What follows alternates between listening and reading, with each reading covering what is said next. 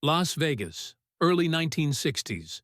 A press room thick with cigarette smoke and something heavier, anticipation sharpened by reputation. Frank Sinatra and Dean Martin sit close on a low couch. Jackets loose. Smiles easy. A joke still hangs in the air, the kind that tells everyone this is supposed to be harmless, familiar, controlled. Then one reporter breaks the rhythm. Not with humor, not with music, with a word that had already ended careers. "Mr. Martin," he says evenly, "is it true that your friendship and performances are connected to people from the Mafia?" The room freezes. Sinatra stiffens, not theatrically, but instantly, like a man who knows exactly how fast things can fall apart. Publicists stop breathing. Someone reaches for a pen and forgets why. One wrong answer won't start an argument. It will start an investigation. Dean Martin doesn't laugh. He doesn't deflect. He doesn't raise his voice. He looks at the reporter, calm and unhurried. And in the silence that follows, everyone understands. Whatever he says next won't make headlines. It will make this question disappear forever. Let us know where you're watching from, and we hope you enjoy the story.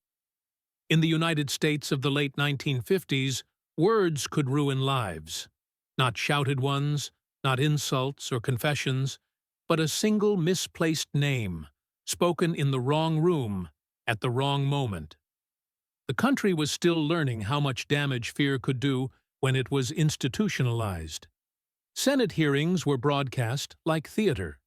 The Kefauver Commission had already taught Americans to associate organized crime not with back alleys, but with living rooms, television screens, and familiar faces. The word mafia no longer belonged to rumor. It belonged to files, headlines, and quiet lists no one ever saw. For entertainers, the rules were unspoken, but absolute. You did not comment. You did not joke. You did not deny. You certainly did not explain. Any sound you made near that word could be edited, reframed, repeated, until it became something else entirely. Careers didn't collapse overnight. They suffocated slowly, contract by contract, invitation by invitation. Frank Sinatra knew this better than most. For years, federal attention had followed him with methodical patience. Travel delays, visa complications, studios that suddenly hesitated. Names he had once known socially, men he never spoke about, were enough to keep him under a microscope. Every appearance carried weight. Every sentence had consequences. He lived with that pressure openly, sometimes angrily, never comfortably. Dean Martin lived with it differently. He rarely explained himself, rarely corrected narratives. He smiled, deflected, kept his answers smooth and unremarkable. To the public, it looked like charm. To people who paid attention, it was restraint. He understood something many didn't. Saying less was not weakness. It was control. And control was the only real currency when attention turned hostile. The interview room that afternoon was small, bright, deliberately casual. Too casual. The kind of setting designed to lower defenses. Cameras were already rolling when the reporter stepped forward. He wasn't young, and he wasn't new. Within the industry, his reputation preceded him quietly. He had a habit of asking questions that were technically clean, but strategically poisonous. More than one performer had watched a harmless answer become a damaging quote the next morning. The question he carried that day was not on the agreed list. As the conversation drifted, a publicist shifted uncomfortably, sensing the change in rhythm before the words landed.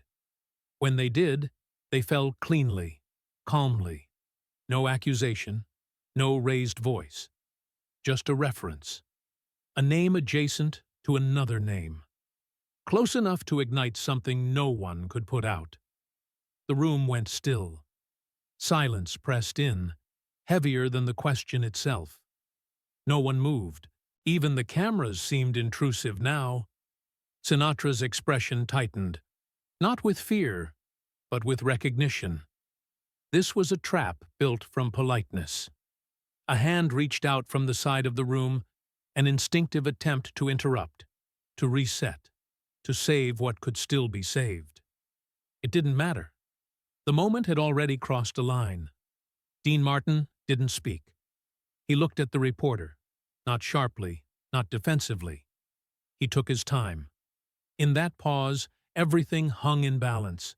Friendships, contracts, futures that depended on what came next. He understood exactly what he stood to lose, and he also understood that answering the wrong way would cost far more than silence ever could. Frank Sinatra didn't need to hear the rest of the question to know where it led. The wording alone was enough. He had spent years learning how traps sounded when they were wrapped in civility. This one was familiar, clean on the surface, lethal underneath. It wasn't an accusation. It didn't need to be. All it required was acknowledgement. His mind moved faster than his expression. He saw headlines before they existed. Studio executives reading transcripts with lawyers at their side. Immigration officers suddenly interested in old paperwork. Committees dusting off names that were never meant to resurface. He had lived through versions of this before, each time losing something intangible but essential. Leverage, trust, margin. The irony was cruel. He had fought too hard to rebuild his standing to let it fracture over a sentence. But silence, too, could be interpreted. In this climate, refusing to answer was rarely seen as dignity. It was framed as evasion, and evasion invited pursuit. He felt heat rise in his chest, that familiar mix of irritation and pride. The impulse to respond, to shut it down with force, with certainty, was already forming. He had done it before. Sometimes it worked. Sometimes it made things worse. His mouth opened slightly, a breath drawn too early. Dean saw it. Not theatrically, not as a warning. Just a small shift of attention, a recalibration. Where others saw a friend about to speak, Dean saw a door about to close forever. He had been watching the reporter, not Sinatra. Watching the posture, the stillness, the patience. This man wasn't fishing. He was waiting. The reporter leaned in again, refining the question, tightening it. Still polite, still measured. More dangerous now. It left less room to maneuver, more pressure to define a position. Around them, the room felt suddenly smaller. Security at the edges exchanged brief looks.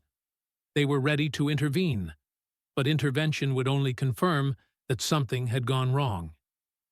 Dean raised a hand. Not abruptly. Just enough. The gesture stopped more than the guards. It stopped momentum. It told everyone, without saying it, that escalation would not happen here, that whatever came next would be deliberate. Sinatra felt it and froze. The anger didn't disappear, but it was contained. Years of shared stages and private conversations had taught him when to step back. He closed his mouth, jaw tight, eyes fixed forward. The tension between them was invisible to most, but it was there. One man burning to confront, the other choosing restraint. Not cowardice. Calculation. Dean remained calm, almost detached. He wasn't playing a role. He was reading the room the way some men read cards, counting what had already been laid down. He knew that any answer soaked in personality, humor, defiance, charm, would be repurposed. This wasn't about sounding strong. It was about leaving nothing usable behind. The reporter waited. He expected something sharp, something quotable. What he didn't expect was for the most dangerous man in the room to be the quiet one. Dean Martin finally spoke without changing his posture. No lean forward, No smile offered for balance. His voice entered the room the way a steady hand enters cold water. Slow, controlled, impossible to misread. He didn't repeat the question. He didn't reject it either. That alone unsettled the reporter, who had prepared for resistance, not redirection. Dean looked at him directly, not with challenge, but with a kind of quiet acknowledgement, as if recognizing a professional impulse rather than a personal attack. "I think," Dean said evenly, "that when people ask questions like that, they already know what kind of story they want." There was no emphasis, no pause for effect, just a statement placed carefully, like something set down on a table that everyone now had to look at. He continued, still calm. He didn't mention names, didn't clarify associations. Instead, he spoke about responsibility, about the difference between curiosity and consequence, about how easily labels were used when fear was profitable. His words didn't accuse the reporter, but they framed him. Suddenly, the attention in the room shifted, not away from the question, but toward the act of asking it. The brilliance of the answer was in what it refused to do. It offered no denial that could be challenged, no affirmation that could be amplified, no humor that could be stripped of tone. Each sentence stood alone, complete, useless for extraction. The reporter blinked, recalculating. He waited for an opening that never came. Dean didn't raise his voice, didn't soften it either.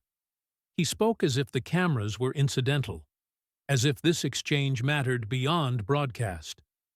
"I've learned," he added, "that fear doesn't need proof. It just needs repetition. And once it's repeated enough, it stops being a question and starts being a verdict." Silence followed, not the tense kind from before, but something heavier. The kind that settles when a room realizes it has been redirected. No one interrupted. Even the reporter hesitated, unsure whether responding would make things worse. Dean let the moment breathe. Then, without ceremony, he stood. There was no announcement, no declaration that the interview was over. His movement said enough. Chairs shifted. Someone reached for a microphone too late. The cameras kept rolling, but there was nothing left to capture. Sinatra rose a second later, eyes briefly meeting Dean's. Not in thanks, not yet, but in understanding. Whatever had been aimed at them had lost its trajectory. As they left, the reporter remained seated, notes untouched. He hadn't been defeated. He had been denied material. And in his line of work, that was far worse. Outside the room, the air felt different. The danger hadn't vanished, but it had been neutralized. Not by force, not by defiance, by an answer so precise it left no scar, and by a man who understood that the strongest position wasn't winning the exchange, but ending it on his own terms. The real response didn't come from headlines. It came quietly, in absences. Within 2 days, something unusual became noticeable to those who knew how the system worked. Several major papers that had requested transcripts never printed a word. No editorials, no follow-ups, no speculation columns filling the silence. In newsrooms where controversy usually spread by reflex, the subject simply stalled. Pages were filled with safer stories, as if the interview had dissolved on contact with daylight. No explanations were offered. None were needed. Phone calls followed. Short, careful ones. Conversations that began with pleasantries and ended without conclusions. Phrases were chosen with surgical restraint. Not the right time. Better to let it cool. We've been advised to shift focus. Each call carried the same implication. Attention had been redirected, deliberately, from somewhere higher than any editor. In Las Vegas, the change was more tangible. Casino executives who had once spoken freely now measured their words. Meetings were postponed. Contracts that were usually renewed automatically were delayed for review. No threats, no ultimatums, just a recalibration of tone that suggested awareness, not hostility. Dean noticed it immediately. He didn't comment. He didn't ask questions.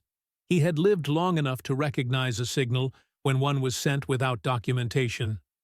Someone had decided the moment was contained, but not forgotten. Late one evening, the phone rang in his suite. The voice on the other end belonged to a man who never put sensitive things on record. They spoke briefly, about nothing in particular. Before hanging up, the man paused. "You handled it the right way," he said. Then, after a beat, added, "But don't make a habit of it." The line went dead. That was the closest thing to acknowledgement Dean would ever receive. No praise, no warning, just a boundary drawn in air. The reporter who had asked the question did not publish a follow-up. He wasn't fired. He wasn't reassigned publicly. He simply stopped appearing where he used to. His byline faded from prominent placements, replaced by others who asked safer questions. Within industry circles, the disappearance was noted but never discussed. A manager close to the Rat Pack admitted, quietly, that the question had come too close to activating federal interest. Not investigation, attention. The kind that never announces itself and never fully leaves. Dean absorbed this without visible reaction. He understood something essential. He hadn't ended the issue. He had moved it somewhere else, out of reach of cameras, into spaces where influence mattered more than outrage. That knowledge settled heavily, but not uneasily. He had chosen this outcome. That night, alone, he poured a drink he didn't finish. Not out of anxiety, but awareness. He knew the cost wouldn't arrive all at once. It never did. It came gradually, disguised as coincidence. And as the city lights blinked outside his window, Dean accepted what he had already known in the interview room. Silence, once earned, had to be paid for. It was late when they finally spoke about it. Not backstage, not in a hallway filled with people pretending not to listen. This was private, intentional, the kind of conversation that happens only after adrenaline has drained and excuses are no longer useful. The room was dim, lit by a single lamp that softened everything it touched. Sinatra sat with his jacket off, shoulders slumped in a way the public never saw. The confidence was still there, but worn thin at the edges. He had poured a drink and forgotten about it. Dean noticed and said nothing. For a long moment, neither of them spoke. Silence between them was familiar, comfortable. They had shared enough years to know when words would only get in the way. "You know," Sinatra said finally, voice low, steady, "if I'd answered that question." He didn't finish. He didn't have to. Dean nodded once. Not agreement, acknowledgement. "It would have been everywhere by morning," Sinatra continued. "They wouldn't have cared what I meant. Just that I said something." Dean leaned back slightly. That was the idea. Sinatra looked at him then. Really looked. Not as an audience member, not as a partner on stage, but as a man who had just stepped in front of something meant for someone else. "You took it," Sinatra said, not accusing, observing. "You took the whole thing." Dean shrugged, small and unconvincing. "I didn't let him have it. That's different." The distinction mattered to him. He hadn't defended Sinatra. He had denied the story oxygen. There was a difference, and Dean needed it understood. Sinatra shook his head slowly. "You know they were watching me already. FBI had eyes on half the people I ever shared a table with. That reporter, he wasn't freelancing. He was testing." "I know," Dean said. "That's why I answered the way I did." Sinatra frowned. That wasn't improv. No, Dean replied. It couldn't be. He explained it simply. How he'd seen the second question coming. How he'd shaped the response to leave nothing behind. How every word had been chosen not for impact, but for uselessness. An answer that couldn't be edited because there was nothing to sharpen. Sinatra exhaled, long and slow. You realize we'll pay for it? Dean didn't deny it. Just not today. That was the truth of it. Consequences? Delayed. The most reliable kind. Sinatra laughed once, quietly. Not amused, resigned. You always were the careful one. Dean smiled faintly. Someone had to be. They sat there, two men whose public images had nothing to do with the moment unfolding. No bravado, no legends, just fatigue and clarity. Before leaving, Sinatra stopped at the door. For what it's worth, he said, you saved me a lot of trouble. Dean didn't respond right away. Then, almost to himself, he said, I didn't save anything. I just changed where the bill goes. And when the door closed, Dean remained where he was, alone, fully aware that the cost had already started accumulating, quietly, invisibly, exactly as he'd expected. The cost never announced itself. It arrived disguised as delay. Months passed, then years, and nothing dramatic happened. No cancellations splashed across papers, no public disputes, no sudden exile. On the surface, Dean's career moved forward as it always had. Shows sold out. Audiences applauded. His name still opened doors. But some doors no longer stayed open very long. Television offers that once arrived fully formed now stalled in development. Promising formats circled through committees and quietly dissolved. Studio meetings ended with polite enthusiasm and no follow-up. Executives who used to call directly delegated conversations to assistants. Everyone remained friendly. No one explained anything. Dean noticed patterns. He always did. In Las Vegas, the shift became impossible to ignore. One venue he'd worked consistently for years revised its terms without warning. Fewer dates, more conditions. A subtle reminder that loyalty in that town was never unconditional. When his agent protested, the response was calm, almost apologetic. Market changes. New pressures. Nothing personal. Dean told him to drop it. He didn't push back, didn't ask favors, didn't remind anyone of past success. That kind of resistance only confirmed relevance, and relevance attracted attention. Attention was the one thing he was no longer willing to trade in. What unsettled people most was his reaction, or lack of one. He adjusted his schedule, took fewer meetings, chose appearances more carefully. He treated each lost opportunity not as an insult, but as information, a map of where influence had shifted. At one point, word reached him indirectly that his name had surfaced in closed discussions. Not accusations, not investigations, just assessments. The kind that end with recommendations rather than actions. He wasn't in trouble, but he was noted. Sinatra found out before Dean did. He called, irritated, ready to intervene. He still had reach, still had leverage. He offered to make things easier, to smooth edges that didn't need to exist. Dean declined. If you do that, he said evenly, then what I said back there means nothing. Sinatra argued, briefly, passionately. Dean didn't waver. He understood something Sinatra didn't fully accept yet. The strength of that answer had been its independence. No alliances, no power plays, no corrections after the fact. If he let influence erase the cost, the gesture would retroactively become performance. Dean chose consistency over comfort. Privately, the losses accumulated. A show that would have expanded his reach. A partnership that would have redefined his later career. None of it catastrophic. all of it permanent. He felt them, not emotionally, but structurally, like weight redistributed.